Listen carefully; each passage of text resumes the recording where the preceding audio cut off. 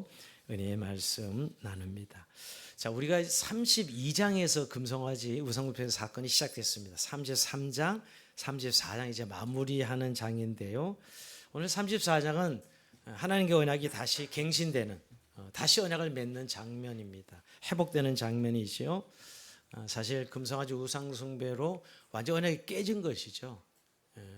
언약 맺은 지 얼마나 되었다고 언약이 깨진 이 상황 속에서 하나님께서 다시 이스라엘 백성의 죄를 용서하시고 언약을 갱신시켜 주시고 또 십계명 돌판을 다시 수여하는 장면이 오늘 34장 전체가 기록되어 있습니다. 자, 오늘 우리는 그 첫 번째 시간으로 세 번에 걸쳐서 나눠서 설교할 텐데요. 34장을 오늘 1장에서 9절까지 1절에 9절까지 읽었습니다. 오늘 하나님께서 모세에게 두 돌판을 만들어 다시 시내 산에 오르라 하시고 그 명령에 따라서 시내 산에 오르자 하나님께서 자신의 영광을 즉 자신의 이름과 성품을 선포하시고 이에 모세가 급히 하나님 앞에 엎드려 경배하고 기도하는 그런 내용입니다. 근데 우리는 지난주 33장을 좀 상기해야 됩니다. 그래야 오늘 본문을 이해가 됩니다. 모세가 하나님 앞에 중보기도하면서 끈질기게 결국 하나님의 약속을 받아내죠. 내가 이스라엘 백성과 하나님 함께 가지 않겠다고. 그냥 천사를 보내 너희를 가나안 땅에 들어가겠다고는 하셨지만 나는 너희와 함께 하지 않겠다. 그런 아주 무서운 말씀을 하셨는데 충격적인 말씀이었죠. 그 말씀을 붙들고 모세가 같이 가셔야 됩니다. 동행을 요구하죠. 그때 응답을 받습니다. 하나님께 동행하시겠다고 약속했는데도 불구하고 동행의 약속을 받았음에도 불구하고 또 한 번 모세가 주의 영광을 내게 보이소서. 지난번 33장 18절에 주의 영광을 내게 보이소서 이렇게 기도하죠. 그 기도에 하나님이 응답하셨죠. 그죠? 선한 형상을 모세 앞으로 지나가게 하시면서 그러나 하나님을 본 자는 살 자가 없으므로 지나가실 때 모세를 바위 틈에 숨기시고 친히 손으로 덮었다가 등을 보게 하시겠다 이렇게 약속하셨습니다. 즉 오늘 모세가 구한 하나님의 영광이 오늘 나타나는 장면이거든요. 약속을 하시는데 어떻게 34장으로 보면 내가 등만 너에게 보여주겠다라고 말씀하신 것이 오늘 이제 직접 시내산에 올라서 모세가 하나님의 영광을 목격하는 장면입니다. 어떻게 하나님의 영광이 일어나고 있는지 우리가 살펴볼 수 있는 내용이 오늘 우리가 읽은 34장 1절에서 9절의 말씀입니다. 자, 1절 먼저 보면 여러분 여호와께서 모세에게 이르시되 너는 돌판들을 처음 것과 같이 다듬어 만들라. 내가 깨트린 처음판에 있던 일을 내가 그 판에 쓰리니. 사실 돌판은 깨졌죠. 이미 언약이 깨진 것이기 때문에 그래서 다시 돌판을 두 개를 깎아 만들라고 이야기합니다. 어떻게 보면 계약서가 찢어졌으니까 다시 계약서 쓰는 그런 말씀이기도 합니다. 내가 다시 너희의 죄를 용서하고 언약의 백성으로 삼겠다 하는 말씀이죠. 어떻게 보면 이를 위해서 32장부터 모세가 그렇게 끈질기게 세 차례에 걸친 중보기도를 했습니다. 그래서 하나님이 모세에게 내가 너희들과 함께 가나안 땅에 가겠다는 약속을 받고 그 후속 조치가 이제 언약서를 다시 작성하는 다시 돌판을 통해서 계약서, 요즘은 계약서를 다시 만드는 그런 내용입니다. 모세는 엄청 기뻤을 것입니다. 왜냐하면 하나님께서 금송아지 우상숭배 사건을 다 용서하시고 다시 하나님 백성으로 받아주시는 언약을 체결하자는 말씀이었기 때문이죠. 그래서 오늘 이 말씀을 듣고 모세는 이튿날 아침 일찍 시내산에 이제 올라갑니다. 처음 그 언약을 받던 때와 같이요.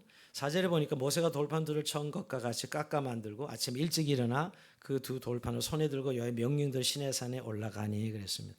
여기서 한 가지 좀 질문이 생기죠. 처음에 우리 출애굽기 20장의 돌판을 받을 때는 하나님이 돌판까지 다 만들어 주셨어요. 그러니까 돌판에 새겨서 있는 돌판 전체를 수여했는데 오늘은 뭐가 다르죠? 네가 돌판들을 깎아 올라오라 그럽니다. 돌판을 손수 만들어서 올라오라 그러죠. 그게 처음 명령과 다른 부분입니다. 예. 그러니까 왜 그러셨을까?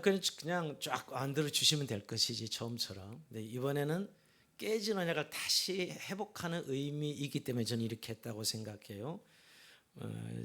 어떤 모세가 돌판을 깨트렸잖아요. 그러니까 네가 스스로 돌판을 다시 만들라는 의미도 있고요. 또 하나는 정말 이제 다시 언약을 맺는 거잖아요. 처음 언약은 깨진 언약이고 다시 맺는 언약에 대한 어떤 그런 중요함, 어떤 그런 마음의 준비 이런 의미로 돌판을 네가 손수 깎아서 올라가라 하고 말씀하셨다고 생각합니다. 근데 여러분 이렇게 이제 시내 산에 올라가서 하나님의 영광이 짜잔 하고 나타나야 되는데 어떻게 나타나죠? 5절 볼까요, 여러분? 여호와께서 구름 가운데 강림하사 그와 함께 거기에 서서 여호와 이름을 선포하실세. 영광을 보여주시겠다 그랬는데 짜잔 하면 여호와께서 구름 가운데 강림하사. 예, 이것이 오늘 하나님의 임재죠, 여러분. 근데 이것은 출애굽기 20장 처음에 언약 받을 때도 하나님 구름 가운데 이렇게 강림하셨어요. 모세는 이 영광을 이미 체험한 사람입니다. 근데 역시 응답이죠. 하나님의 영광을 보여달라 했을 때 짜잔 하고 이렇게 하나님께서 구름 가운데 강림하신 모습이 하나님의 영광인 건 분명합니다. 그러나 좀 기대했던 것과는 조금 못 미친다는 생각을 하지 않습니까? 이미 한번 경험한 영광인데 여러분. 오히려 하나님은 이 뭔가 시각적으로 짜잔하고 나타나는 영광이 아니라 오히려 여호와 이름을 선포하는 것으로 하나님의 자신의 성품을 말씀하시는 것으로 그 영광을 드러내고 있습니다. 자, 오늘 여기서 우리가 오늘 설교 제목을 귀로 듣는 하나님의 영광이라고 제가 정했는데요. 우리가 흔히 영광 그러면 시각적으로 뭔가 신비하고 어마어마한 체험, 어떤 빛나는 영광 뭐 이런 것을 기대하지 않습니까? 그런데 오늘 하나님은 모세에게 귀에다 들려주시는 말씀의 영광이었어요. 물론 여러분 구름 가운데 임재하시는 하나님 영광은 대단한 영광입니다. 여러분 저와 여러분 이런 체험하지 못했죠. 모세는 정말 하나님 임재로 구름 가운데 하나님 강림하셨다, 임하셨다는 것이죠. 엄청난 체험이긴 합니다. 그러나 우리가 기대하는 것에는 좀 못 미치지 않나 하는 생각을 해봅니다. 그러나 이게 진짜 하나님 영광이었다는 거예요. 하나님 영광은 자신의 이름에 대한 선포였고 또 구체적으로 말씀드리면 하나님의 성품과 속성들에 대한 하나님의 선포가 바로 하나님의 영광이었던 거예요. 물론 한편에 하나님께서 하신 설교만 들은 것은 아니지요. 여호와께서 구름 가운데 강림하사 그와 함께 거기에 서서 이렇게 계신 것을 보았습니다. 이것을 우리가 흔히 쉐키나라는 하나님의 임재의 상징 쉐키나 구름이죠. 영광스러운 구름입니다. 뭐 그건 어마어마한 체험이죠. 하나님 당신을 모세에게 보여주시는 그런 의미에서 강림하사 엄청난 영광스러운 체험인 것은 사실입니다. 그러나 하나님의 영광의 본질은 보는 거 있지 않았어요. 보는 거 있지 않았고 듣게 하신 데 있었다는 거예요. 여호와의 이름을 선포하실세 하면서 여호와라 여호와라 이렇게 하나님 자신의 영광을 이름으로 선포하시는 모습을 우리가 본문에 보게 됩니다. 하나님의 선하심, 하나님의 성품을 깊이 알 수 있도록 계시해 주시는 말씀입니다. 그것이 5절부터 7절까지 말씀이죠. 한편에 하나님 자신을 드러내는 설교입니다. 모세는 그것을 들었어요. 즉 하나님의 영광을 귀로 말씀으로 들은 것이죠. 자, 여기서 우리가 하나님 영광 그럼 우리가 기대하는 영광은 좀 더 뭔가 체험적이고 시각적인 것을 기대합니다. 그러나 오늘 하나님의 영광은 오히려 귀로 들려주시는 계시의 말씀으로 그 영광을 대신하는 것을 보게 됩니다. 근데 여러분 이건 오늘날도 동일해요.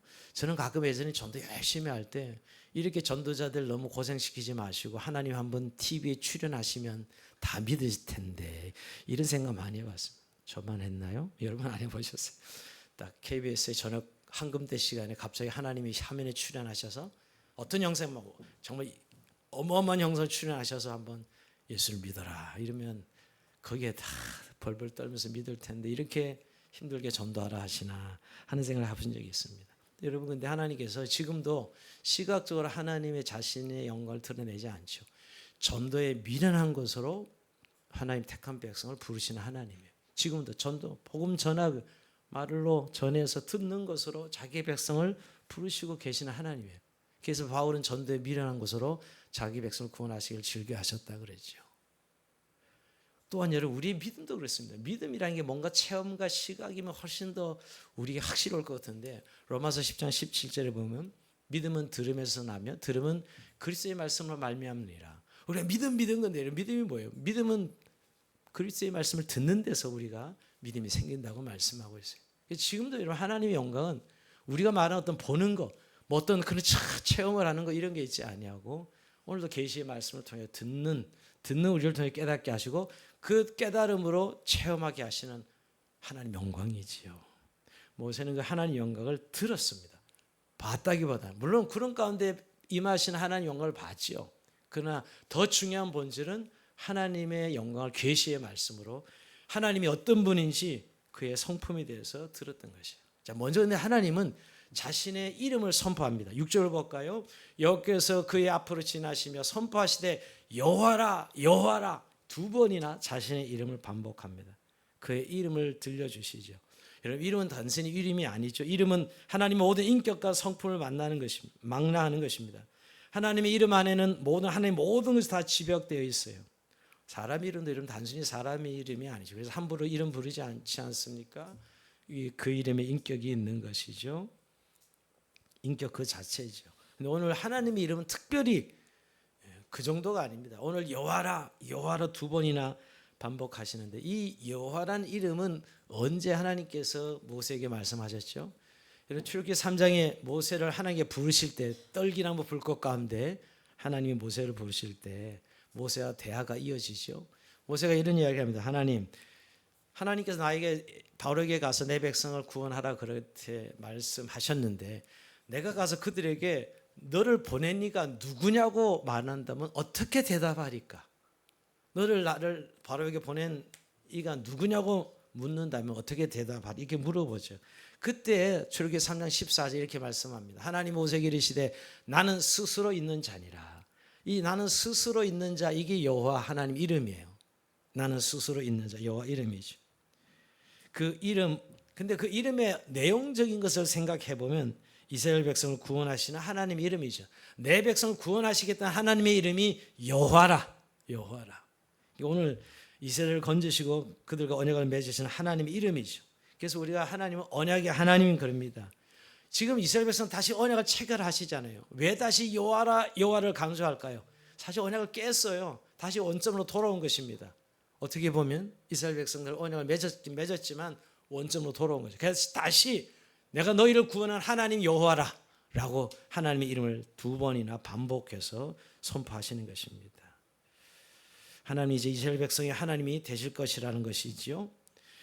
이스라엘 백성은 하나님의 이름에서 참 자유를 발견하고 안식을 얻고 평안을 누릴 것입니다. 여러분 잠언 이런 말씀이 있습니다. 하나님 이름이 얼마나 위대한지요. 한번 읽어볼까요? 잠언 18장 10절입니다. 시작. 여호와의 이름은 견고한 망대라 의인은 그리로 달려가서 안전함을 얻느니라. 아멘. 하나님 이름을 아는 백성들이 하나님 이름을 부를 때 경험하는 것입니다. 이게 언약 백성의 특권이죠. 여러분 우리가 부르는 여호와 이름이 이렇게 능력이 있는 이름이에요. 사람의 이름도 그 대단한 능력을 발휘할 때가 많죠. 여러분 누구의 이름이냐에 따라. 그러나 오늘 하나님의 이름 여호와 이건 언약의 백성을 구원하시다 하나님의 마음을 담고 있는 이름이라는 것이죠. 그래서 먼저 여호와라 여호와라 이렇게 선포하시는 것이죠. 근데 여러분 오늘 그러면서 이어서 이제 여호와라 여호와라 하시면서 이제 자비롭고 은혜롭고 노하기를 더디하시고 인자와 진실이 많은 하나님이라 이제 설교가 시작됩니다. 이 고백이에요. 여러분 이게 모세오경 요새 공부하기 좀 되게 중요하다는 이유가 모세오경에 하나님이 어떤 분인지가 정해져요. 계시의 말씀. 그래서 모든 선지자들이 뒤에 가면 다 이걸 반복해서 고백합니다. 여러분 선지서에 계속 오늘 읽은 이 5절 7절 내용 계속 반복해서 나타나요. 하나님의 은혜로우시고 노하기를 더디하시고 인자와 진실이 많으시고 이 내용이 계속해서 이제 신앙 고백으로 선지자들 입에서 올려지고 있는 것이에요. 그만큼 하나님이 어떤 분인지 그의 이름과 그의 성품이 바로 그의 영광이라는 거예요. 그래서 여러분 오늘 한번 6가지로 한번 오늘 본문이 하나님의 성품을 선포하고 있습니다. 자, 먼저는 6절에 자비롭고 자비로우신 하나님이죠. 한번 따라합시다. 자비로우신 하나님. 자, 이 영어로 머시풀이라 그러는 이 번역된 우리는 흔히 긍휼로 이렇게 많이 번역합니다. 긍휼이라는 단어나 자비라는 단어가 같은 단어죠. 불교에서 좀 자비라는 용어를 많이 쓰는 거고 오늘 우리는 긍휼이라는 용어를 더 많이 쓰죠. 여러분. 시편 103편 13절에 보면 아버지가 자식을 긍휼히 여긴 같이 여호와께서는 자기를 경외한 자를 긍휼히 여기시나니 그랬습니다. 하나님의 성품 제일 먼저 나오는 이유가 뭘까? 왜 긍휼이 이 자비로우신 하나님이 왜 제일 먼저 나올까요? 사실은 이 금송아지 우상 숭배 사건 다 진멸돼야 되거든. 다 죽이고 없애야 되는 일인데도 불구하고 오늘 다시 언약을 맺으시잖아요. 이게 궁의를 베푸신 것이죠. 이 자비로우신 하나님이십니다. 그리고 여러분, 우리가 자비롭다 그러면 모세는 굉장히 자비롭고 하나님은 막 진노하시고 이러면 지난 32장 30절 살펴보면 그러지 않았어요? 근데 여러분, 그 오해입니다. 정말 자비로우신 분은 하나님이시죠. 모세가 자비를 구한 것은 하나님의 자비로움을 알고 있는 것이에요. 또 우리는 예수님은 굉장히 자비로우시고 하나님은 엄하신 분, 이렇게 좀 우리가 생각하기 쉬워요. 예수님은 인간의 형상을 입으셨기 때문에. 그러나 하나님이 정말 사랑이신 것이죠. 그래서 제일 먼저 이 자비로움이 제일 먼저 나와요. 이스라엘의 배역과 반역에도 불구하고 자기 백성을 용서하시고 긍휼히 여기시는 하나님, 이런 의미에서 자비로우신 하나님이죠. 여러분, 하나님 믿으면서 아직도 하나님을 두려워하십니까? 경외는 하셔야 돼요. 그러나 두려워하지는 않아요. 여러분, 이 무서움이죠. 좀 두려움보다는 무서움은 하는. 그러나 오늘 하나님은 무궁하신 분입니다. 우리의 실패와 우리의 연약과 우리의 죄에도 불구하고 여전히 하나님은 우리에게 자비로우신 분입니다. 다시 언약을 세워주시는 자비로우신 하나님이죠. 자, 두 번째는 은혜로우신 하나님이야. 따라합시다. 은혜로우신 하나님. 이 은혜로우신 하나님을 선포합니다. 오늘 은혜로우신 성품을 이렇게 한번 정의 내려볼까요? 하나님께서 자기 백성을 대하실 때 그들의 행위와 존재에 합당하게 대우하지 않으시는 성품이에요.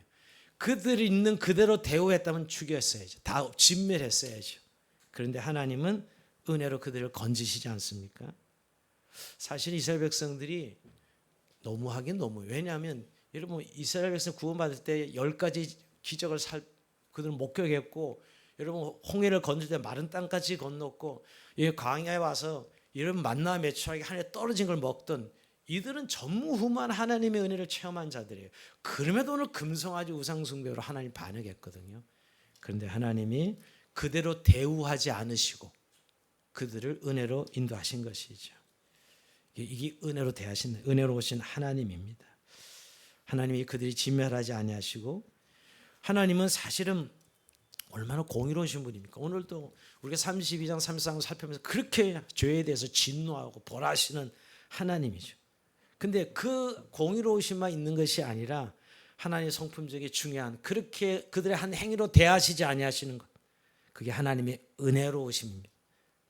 은혜로우심. 지금 이 상황이 은혜로우신 하나님이에요. 진멸할 이들을 그대로 그들을 받으시는 하나님이죠. 여러분, 우리가 이 은혜를 아마 잊고 살아가고 있습니다. 우리가 행한 대로 갚으셨다면 우리는 살 자가 아무도 없습니다.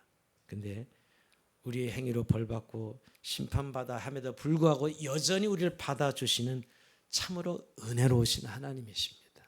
여러분, 믿으십니까? 은혜로우신 하나님입니다. 참 이를 늘 우리가 감사하는 이유죠. 늘 하나님 예배하는 이유이기도 합니다. 내 행위대로 갚지 아니하시고 은혜로우신 하나님. 세 번째가, 따라합시다. 노하기를 더디하시는 하나님. 자, 노하기를 더디하시는 하나님 좀 생각해 봐야 돼요. 하나님 오래 참으신 인내를 보여주신 건데 자꾸 인간적인 우리와 좀 비슷하게 생각하는 분들이 많은 것 같아요. 여러분, 하나님은 노하십니다. 사실은 분명히 노하세요. 노하시지 않는 하나님이 아닙니다. 죄에 대해서 진노하시고 노하시는 공의로우신 하나님이에요. 그래서 여러분, 노아 홍수 때 홍수로 세계를 심판하시고요, 소돔과 고모라를 심판하셨고요, 마지막 날에 하나님이 세상을 심판하십니다. 이게 하나님 공의로우신 하나님이에요. 죄에 대해서 진노하시는 하나님인데, 근데 여러분, 그렇지만 그래서 우리가 이 노하기를 더디하신다는 것을 하나님이 막 참고 하다가 언젠가는 폭발하는 그런 하나님으로 이해하면 안 된다는 거예요. 사람이나 그렇죠.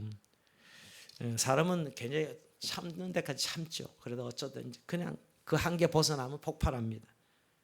사람은 착한 사람 없습니다. 왜냐하면 그 인내가 다 한계가 있기 때문에 결국은 어느 선에나 폭발하기 때문이죠. 근데 그런 성격의 하나님 오래 참으심이 아니에요. 하나님은 언젠가 오래 참으시는 것을 참지 못하여 폭발해 부는 분이 아닙니다. 마치 인내 한계에 달하시는 하나님이 아닙니다. 왜냐하면 하나님께서 심판하신 날에도 여전히 하나님은 그때도 노하기를 더디하시고 오래 참으시는 하나님이시기 때문이죠. 그래서 여러분, 오히려 하나님이 정하신 때 심판을 행하시는 것이라고 이해하는 것이 합당해요. 하나님의 인내는 하나님의 공의로우신가 죄에 대한 하나님의 진노를 지연하는 하나님의 선하심이에요. 자, 다시 하면요. 우리의 인내랑 자꾸 연관해서 너무 쉽게 생각해요. 하나님의 진노를 지연하는 하나님의 노하기를 더디하는 하나님이란 거예요. 그 이유는 오직 하나뿐입니다. 왜 하나님은 노하기를 더디하실까? 베드로서 3장 9절입니다.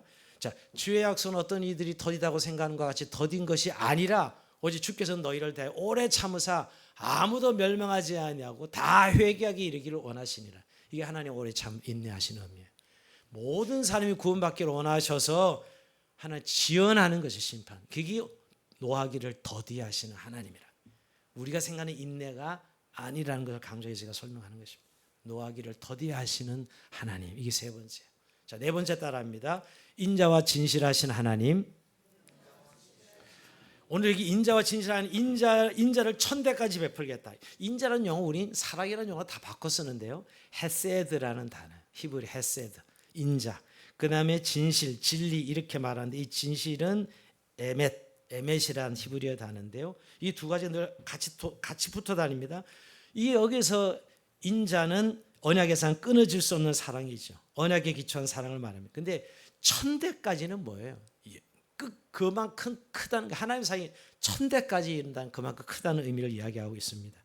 진실이라는 말은 확고하고 확실함, 뭐 진리, 진실함 이렇게 이야기하는데 여호와의 진실은 예수님을 드러낼 때 신약에서 많이 사용되고 있어요. 그죠?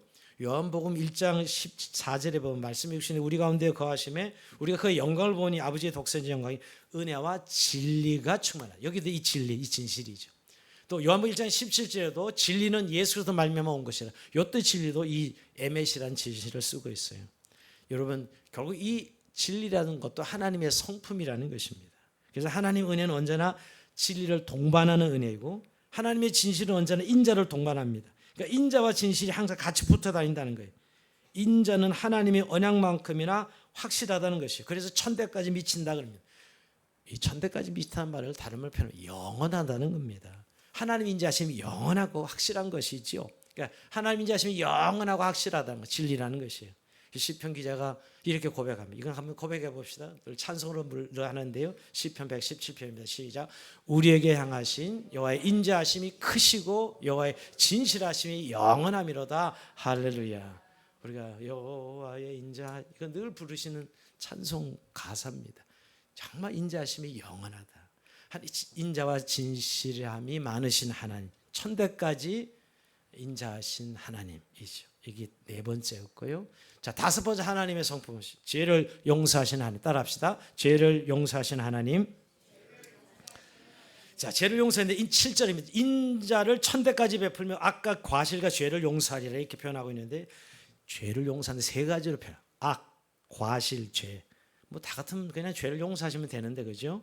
근데 굳이 이렇게 나눈 것은 악은 옳고 선한 것으로부터 돌아서는 태도 행동입니다. 선의 반대가 악이죠. 과신이보다 더 훨씬 의도적이고 반항적인 성격을 띤 의도적인 불순종이 과실입니다. 그리고 죄는 일반적인 도덕적인 죄를 말하는 것이에요. 근데 여러분 금성환지 우상숭배 사건이 이 죄를 다 진 거예요. 악도 그렇고 과실도 그렇고 죄도 그렇고 이 모든 것을 용서하시는 하나님이죠. 악과 과실과 죄를 용서하시는 하나님입니다. 이게 다섯 번째입니다. 여기까지는 우리가 다 좀 편하게 받아들이는 하나님의 성품이죠. 근데 여섯 번째가 우리를 불편하게 하는지 모르겠어요. 그러나 이 여섯 번째 하나님의 성품이 있어야만 다른 게 다 온전해질 수 있어요. 따라합시다. 공의로우신 하나님. 7절에 보면 그러나 벌을 면제하지는 아니하고 아버지 악행을 자손 3, 4대까지 보응하리라. 벌을 면제하지 않으시고 불편하죠 여러분? 벌을 면제하지 않으시고 아버지 악행을 자손 3, 4대까지 보응하리라 그랬습니다. 야, 이게 보응하시는 하나님이십니다. 이 표현 쓰면 굉장히 요 사람들은 불편해하고 뭐 하나님의 사랑인데 그래 이러면서 당장 이렇게 튀어나오는 사람들 봅니다. 설교도 그런 것 같아요. 요새는 이 부분을 다 이렇게 감춰버리고 있는 것 같습니다. 그래서 다들 잠자고 있는 것이죠 사실. 정말 이 마지막 성품인데요. 하나님 분명히 자비롭고 은혜로우시고 노하기를 더디하시고 인자 진실이 많은 용서하신 하나님이십니다. 그러나 마지막 말씀이 이 하나님 모든 선하신과 성품을 완전하게 하는 성품이에요. 이 공의로우신 하나님 때 이 모든 것 다섯 가지가 온전히 되는 것이죠. 여러분 정의와 상관없는 공의와 상관없는 자비일 수가 없어요. 여러분 우리가 나라에서 정부가 살인과 강간 뭐 온갖 범죄를 연쇄적으로 저지른 악한 사람들을 조건 없이 용서하고 무조건 풀어준다면 그런 정부를 자비롭고 은혜롭다고 이야기할 거예요? 말도 안 되죠. 무능하고 부정하고 부패한 정부지요. 우리가 그런 의미에서 하나님의 자비, 은혜와 인자와 용서가 진정한 의미를 가지려면 언제나 공의와 정의 위에 서 있을 때예요. 여기에 말하는 공의로운 부분적인 정의의 개념이 아니라 온전한 정의의 개념이죠. 온전한 정의가 시행될 때만 자비와 은혜와 인내와 인자와 진실이 온전해질 수 있다는 거예요. 그런 의미에서 오늘 공의로우신 하나님, 내가 너의 벌을 면제하지 않으시고, 더 불편한 것은 그 뒤에 아버지 악행을 자손 3, 4대까지 보응하리라. 이건데 요거 사실 어디서 봤죠, 여러분? 지난번 출애굽기 20장 5절에 2계명, 1계명에 나의 단신을 두지 말라. 두 번째 우상을 만들지 말라. 우상을 만들면 어떻게 하시겠다고 이 말씀 그대로 자손 3, 4대까지 저주를 받으리라. 이렇게 말씀하셨거든요. 자, 이 표현 때문에 잘 우리가 좀 옛날에 몇몇 이 말씀 운동하는 분 중에 가게에 흐른 저주를 끊으라 뭐 이런 운동한 분들이 있어요. 그거 아무 상관이 없습니다. 여러분 죄는 유전되지 않아요. 이 말이 마치 자손들은 죄도 짓지 않았는데 자손들이 저주를 받는 것처럼 그렇게 해석하면 안 된다는 거예요. 죄는 유전되는 게 자기가 받지 죄를 졌으면. 근데 왜 오늘 자손 3, 4대까지 표현했을까요? 죄의 영향력을 말하는 것입니다. 죄의 영향이 그만큼 크다는 의미지 자손 가게에 무슨 저주가 흐르고 죄가 흐르고 이런 거 없어요.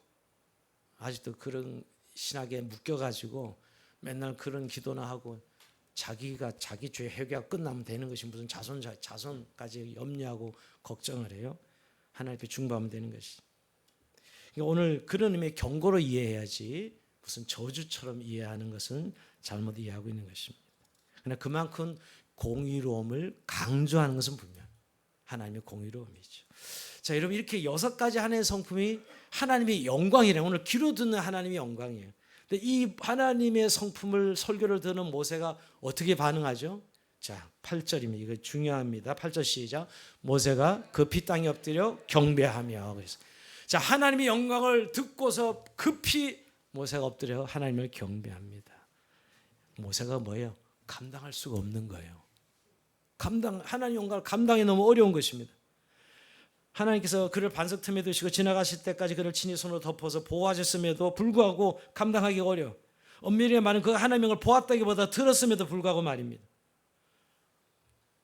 여러분 우리는 하나님의 영광에 대해서 많이 말하지만 얼마나 그것이 장엄하고 이렇게 두려운 것인지, 여기에 두려움은 물론 경외의 두려움입니다. 얼마나 두려운 것이, 그 모세가 하나님의 영광을 선포하는 말씀을 듣고 급히 엎드리는 이 자세 말이에요.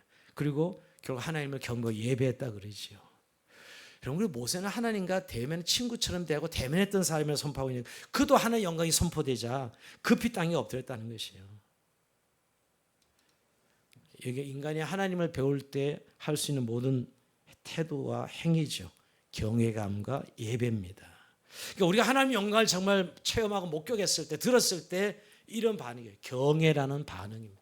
그 예배죠, 예배. 그게 예배가 돼야 됩니다.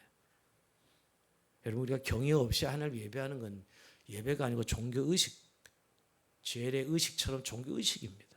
여러분, 우리가 예배를 드릴 때 이 지금 모세처럼 바로 경배가 일어나죠. 경외감과 함께 하나님 앞에 경배가 일어나는데요. 예배는 하나님과 관계적이기 때문에요. 여러분, 예배 드릴 때 하나님께 관계를 생각하지 않고 드리는 예배는 예배가 아니고 종교의식입니다. 그건 오늘 하나님의 관계가 있는 사람은 오늘 이 경외를 통해서 하나님 앞에 예배가 되는 것이죠, 여러분. 종교적 형식이 되어본 예배는 더 이상 관계적이지도 않고 경외감을 흘러나오는 예배도 아닙니다. 그건 죽은 예배죠. 구약의 수많은 선지자들이 내가 너희의 그 드린 예배 지겹다 해서 그만 재물 가져와, 제발 나오지 마, 이렇게까지 이사야서 말씀하는 것이 이거예요.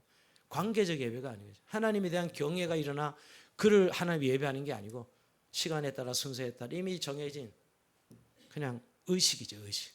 세레머니, 기념의식과 똑같은 그런 의식. 오늘 이 영광을 체험한 모세가 엎드려 하나님을 예배했다는 게 바로 참된 예배의 모습이 이 모습이라는 것이죠. 여러분, 그래서 예배는 하나님의 영광 성품을 묵상하지 않고는 예배가 될 수 없어요. 예배는 저저 하나님의 하나님 되심으로 시작되는 것입니다. 하나님의 궁율하신 은혜, 언약의 사랑, 오래 참으신 용서, 공의를 깨달을 때 우리가 하나님을 경외함으로 경배하죠.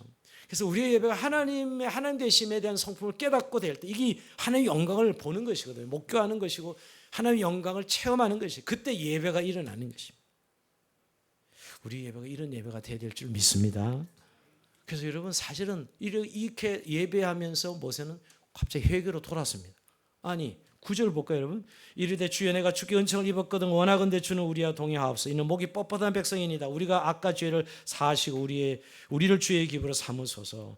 이거 계속 전반부에 두 번이나 기도했던 거예요. 근데 왜 또 해? 이 중원부분 기도하는가? 이럴 정도로 느낌이 의심이 갑니다. 하나님의 약속을 믿지 못했던가? 같이 가겠다 약속했는데 또 우리와 동행하옵소서. 목이 뻣뻣한 백성이다. 왜 이러는 거죠? 하나님의 그 영광을 보고 정말 심각한 거죠, 여러분. 그래서 하나님의 회개가 일어나는 장면이 다시 중원부분 기도가 아니라 다시 약속은 들었지만 하나님의 그 경외에 대한 반응으로. 근데 여러분, 여기 모세는 들어가 있어요, 안 들어가 있어요? 들어가 있습니다. 여러분, 우리와 동행하옵소서. 우리의 악이라 표현하고 있어요. 여러분, 모세는 사실은 우상 숭배하지 않았습니다. 근데 동일하게 자기의 백성과 동일하게 자기도 그 죄에 속한 자기 백성으로 고백하고 있는 것이지요. 목이 곧은 백성이라고. 하나님의 영광을 본 사람들은 이게 다 이런 반응이에요. 이 반응일 수밖에 없는 것이죠. 결코 가볍게 행하지 않습니다. 하나님 밝은 영광의 빛 앞에 드러난 자신의 죄악을 보고서 회개하는 것입니다. 근데 여러분, 회개하면서 동시에 마지막에 우리를 주의 기업으로 삼으셔서 여전히 다시 하나님 언약을 우리를 소유된 백성으로 삼아달라고 기도하고 있는 것이죠. 이게 지금 하나님께 다시 올라오는 목적인데 이 언약을 확정해달라고 기도하는 것입니다. 오늘 이렇게 하나님의 영광을 본 모세의 반응으로 일단락되고 이제 다시 언약을 다음 주에 말씀하시고 이제 언약을 다시 체결합니다. 자, 오늘 말씀을 마무리하면서 여러분, 하나님은 이렇게 모세에게 당신의 모든 선한 형상을 지나가게 하심으로써 당신의 영광을 보여주셨습니다. 이것은 근데 모세가 구한 것은 눈으로 보는 것이라기보다는 우리 귀로 듣게 하시는 하나님의 성품에 대한 하나님의 설교였죠. 근데 여러분, 이 영광은 어떻게 성취됐죠? 오늘 우리 시대는 그리스도 예수 그리스도 안에서 다 성취되었습니다.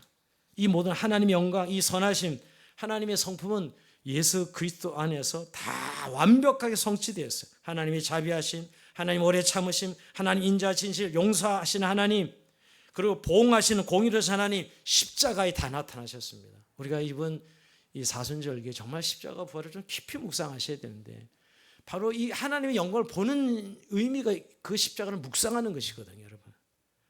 완벽하게 십자가에 다 드러났기 때문입니다. 여러분, 생각해, 그 십자가야말로 그 죄의 형벌 받는 예수님을 통해서 하나님의 공의가 그 한 몸에 쏟아지는, 자기 아들을 죽일 수밖에 없는 그런 하나님의 공의로움과, 그럼에도 불구하고 다시 살려서 우리의 구원자 삼으신 하나님의 이 모든 영광이 그리스도 예수 안에 다 성취되었다는 것이죠. 우리는 십자가에서 이 모든 걸 보고 있어요. 이 지금 6가지 하나의 성품을 다 우리는 확인할 수 있는 것입니다. 그래서 여러분, 이제 예수님은 돌판에 새겨주신 것이 아니라 우리의 마음에, 우리의 심령의 법을 새겨 언약의 중보자가 되게 하신 것이, 그게 예수 믿는 의미는 그런 의미예요. 이 하나님의 영광이 그리스도 안에 나타난 그 영광을 우리가 가슴에, 우리의 심령에 새기는 것입니다. 그런 의미에서 십자가는 하나님의 자기 증명이죠. 십자가 안에서 자신의 영광을 다 드러내신 것입니다. 그래서 우리가 그리스도의 영광을 보고 그것을 누리는 삶이 성도의 삶인 것을 성경은 말씀하고 있는 것이죠. 그래서 여러분, 우리가 눈으로 본다는 이제 시각적인 것은 우리는 약하지만, 거기서 뭘 귀로 듣는 하나님, 그래서 귀로 듣고 깨닫고, 여러분 깨닫고 거기서 끝나요. 체험하고 더 나아가서 우리 인생을 바꾸는, 여러분 하나님 영광을 목격한 자 다 인생이 송두리째 바뀌었습니다. 오늘 모세가 지금 이 체험을 하고 40년 동안 그 어려운 강의 생활 리더로 살아가는 모습은 흔들리지 않습니다. 왜? 적어도 하나님 영광을 본 자이기 때문이죠. 여러분은 하나님 영광을 본 자들입니까? 정말 영광을 보았습니까? 근데 하나님은 그 자신의 영광을 당신의 자녀들에게 보여주시기를 기뻐하시는 분이세요. 예수 그리스도를 통해서 자신의 영광을 드러내시기를 기뻐하시는, 모세에게 그랬듯이. 여러분, 그것은 결국 하나님께서 즉 자신의 성품에 대한 계시의 말씀을 우리가 들려주시는 것이죠. 오늘 이 아침도 마찬가지로 이 말씀을 통해서 우리가 하나님의 성품을 듣는 것이죠. 그래서 말씀을 통해 하나님의 성품과 속성을 깨닫게 될 때 우리가 하나님께 붙들리게 되고 사로잡히는 것이죠. 그 영광이 압도되는 것이죠. 그래서 정말 말씀을 우리가 성령으로 들어야 되는 이유가 그 때문입니다. 여러분 계시의 말씀은 오늘 이 하나님의 영광이죠. 모세에게 줬던 영광입니다. 사실 오늘 우리에게도 동일하게 오늘 차이가 있다면 그는 시각적으로 구름 가운데 강림하시는 하나님 영광을 봤죠. 여러분 우리에게는 성령으로 우리 안에 내주하시는 성령님이 계시다는 사실 기억하시고 오늘도 주님 우리 귀로 들리시는 하나님의 이 성품에 대해서 우리가 오늘 깊이 깨닫고 체험하고 그 영광에 압도하고 사로잡히는 그런 삶을 살게 해주십시오. 기도하는 저 여러분 삶이 되길 주의 이름으로 축원드립니다. 자 우리